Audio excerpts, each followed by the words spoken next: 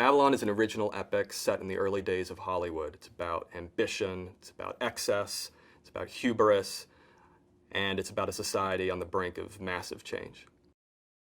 I basically early on became interested in those early days of Los Angeles and Hollywood when they were still getting built and getting kind of figured out. And but the more I sort of looked at that period of time, the more I became aware of just how crazed and insane the people were and the environment was.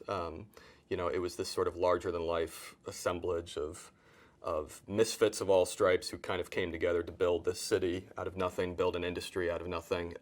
And there's a certain kind of crazed behavior that comes from that. So I wanted to try to capture in a really unvarnished, unsanitized way just the extremes to which they lived and worked and partied, and what that kind of behavior led to, both good and bad.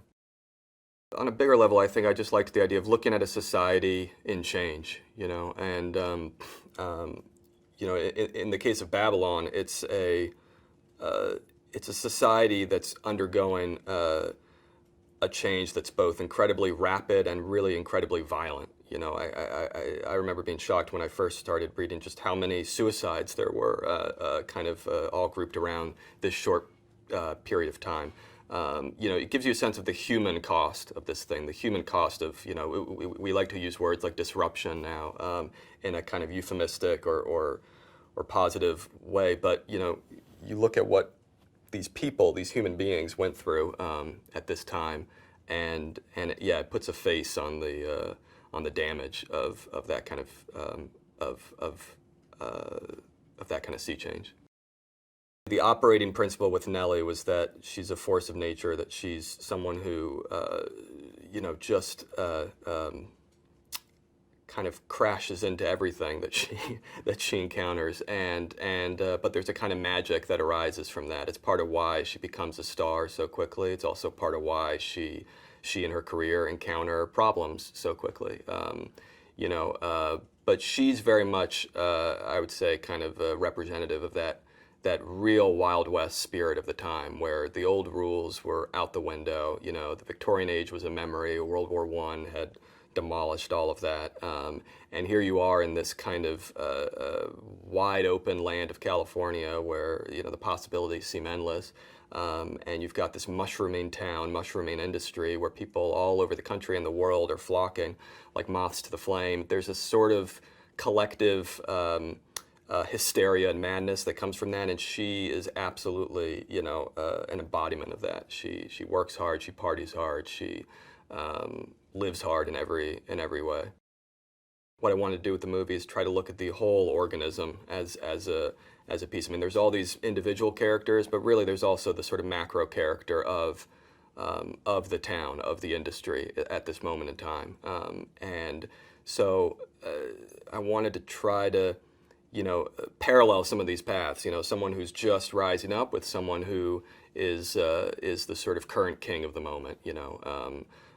Someone who's knocking on the doors outside looking in, crossed and contrasted with someone who holds the levers of power at that time. And then you sort of see how these tectonic plates shift, because that's really one of the most interesting things I think that that happened at that time. Jack is sort of the uber movie star. He's the highest-grossing leading man in the world. When we meet him, he was very much modeled on that kind of early lineage of male movie stars of that time, whether it was John Gilbert, Douglas Fairbanks, Valentino. There's a this kind of ideal of the romantic leading man, at a time when, again, the whole idea, you have to remember, the whole idea of a movie star was this sort of novel concept. So Jack Conrad, he's one of these guys who has reached the apogee of stardom right at that moment, at that fulcrum, where the kind of love and adulation he inspires is really hard, I think, even for today, for us to fathom. It's near, it's like a near deity. Manny is our eyes and ears. The idea for me was you've got a world here that's so larger than life. I wanted to show what it might be like to experience that from an outsider's point of view. So, so the idea of someone who, up till the very beginning of the movie, is kind of peering in from the outside, kind of knocking on the doors, wishing he were in this thing that he's kind of on the margins of, and using him as our as our access point, as our ultimately our guide through the story. Eleanor St. John is a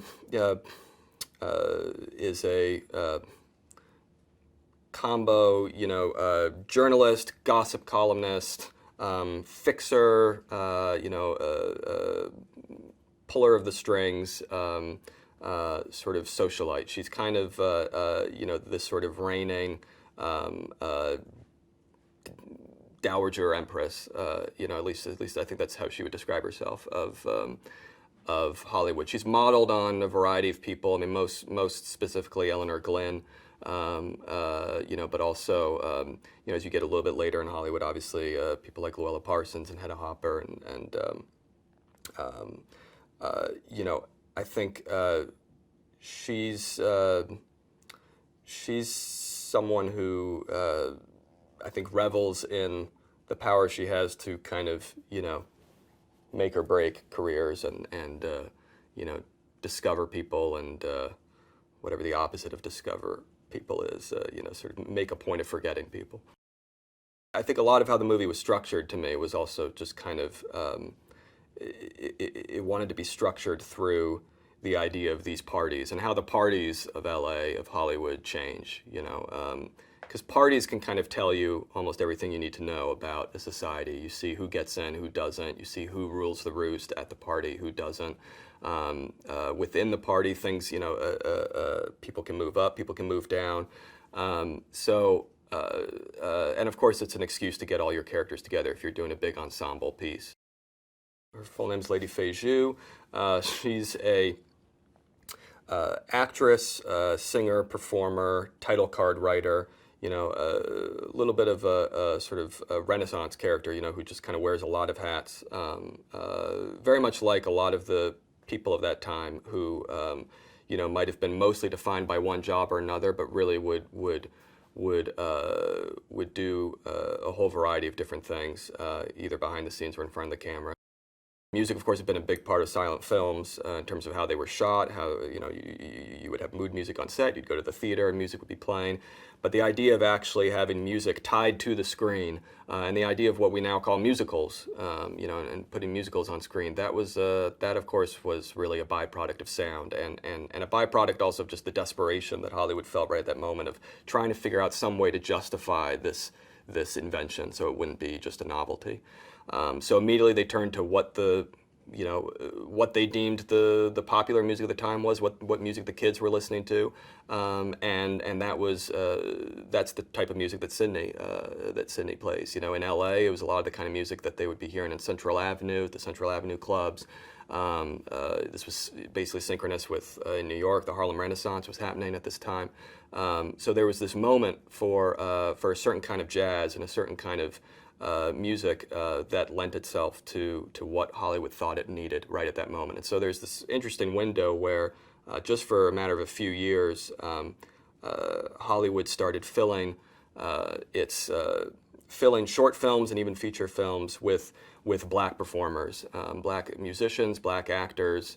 There were all black films, famously like Hallelujah and Hearts of Dixie and things like that, and a whole host of shorts featuring people like Duke Ellington, Louis Armstrong, and Bessie Smith, just trying to reach out to the music, basically the most popular musicians at the time, and trying to kind of yoke them to this new thing of sound cinema. So with Sydney, I wanted to try to kind of tell a little bit of that story, and situate someone who, when we first meet him, is very much in the margins of the film industry and has no real interest in the film industry. He just happens to live in the same city, but he's not at all interested in partaking in this thing called Hollywood. But when sound comes in and he's offered a spot, he might hesitate at first, but ultimately he bites, and we go along the ride. We go along for the ride with him. The hope with this was to sort of demolish the expectations of a period piece, and especially of a movie about old Hollywood, to show that that really on the fundamental level there was no difference between then and now, and you know, I mean, something that happened to me a lot when I was researching or kind of putting this together was, I would stumble upon things that shocked me. I'd stumble upon anecdotes or episodes that would just leave my jaw kind of hanging. That's what I wanted the movie to do. And that's what we don't often get from period movies. Something that can really sort of shock and rattle and take an audience on a real roller coaster ride. That was the hope with this. I think what I was drawn to the most was anytime I would see, an image from the time or from research that felt like it could have been today, or felt like it could have been from 500 years ago, or felt like it could have been from the future. The idea was to try to, everywhere we could, show you something that you would not expect from your own kind of preconceived notion of the 20s. Sometimes that meant fashions that predated the 20s. Sometimes it would mean fashions that seemed to post-date it. But again, everything was rooted in fact. I mean, everything was rooted in the photographic record, the oral histories, the research, that we all kind of collectively did. We didn't want anything to be anachronistic.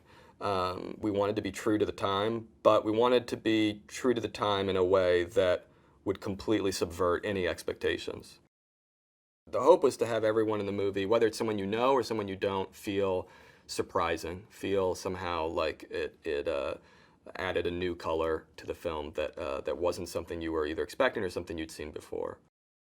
One of the things that's amazing working with Brad in whatever, I can imagine whatever role. I mean, he's one of the few people today where I think you get some sense of what the old school movie star really might have been like. That sort of larger than life aura that a star of that time could kind of exude seemingly effortlessly. That's the thing with Brad, especially at this point in his career. You don't see the work. It's completely invisible and effortless, and that's part of what's so magical about it.